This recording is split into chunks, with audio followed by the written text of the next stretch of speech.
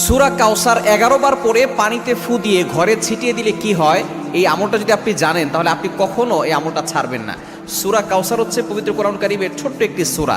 114টি সূরার ভিতরে 108 নম্বর সূরা হচ্ছে সূরাতুল কাউসার। মাত্র 3টি আয়াত রয়েছে এই সূরার ভিতরে।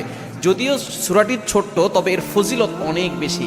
আপনি যদি সূরা কাউসার 11 বার পড়তে পারেন, কিভাবে আমল করবেন আমি বলে দিব, তবে কি কি উপকার পাবেন সেটা আমি বলে দিচ্ছি। নাম্বার 1, 1 নম্বর হচ্ছে এই আমলটা করার মাধ্যমে আল্লাহ তাআলা আপনার ঘরের সকল অভাব দূর করে দিবেন। দ্বিতীয় নম্বর হচ্ছে আল্লাহ পাক রব্বুল আলামিন আপনার ঘরের ভিতরে বরকত দান করবেন।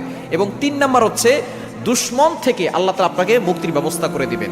এবং 4 নম্বর হচ্ছে আপনার জানমাল নিরাপত্তার ব্যবস্থা করবেন আল্লাহ তাআলা। এবং 5 নম্বর হচ্ছে হাউজে কাউসারের পানি আল্লাহ তাআলা আপনাকে দান করবেন।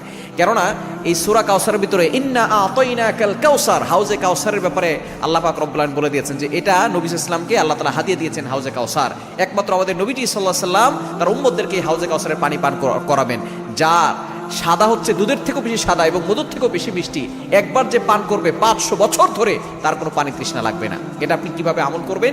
এই আমলটা হচ্ছে আপনি প্রথমে ওযু করে আপনি 3 বার দুরূদ শরীফ পড়বেন। এরপরে হচ্ছে আপনি সূরা কাউসার 11 বার পড়বেন। শেষে আবার 3 বার দুরূদ শরীফ পড়বেন। পরে আপনি পানিতে ফু দিয়ে ওই পানিটা খাবেন। দেখবেন আল্লাহ পাক রব্বুল আলামিন আপনাকে সুস্থ করবেন এবং ঘরের চারকোনা ছিটিয়ে দিবেন।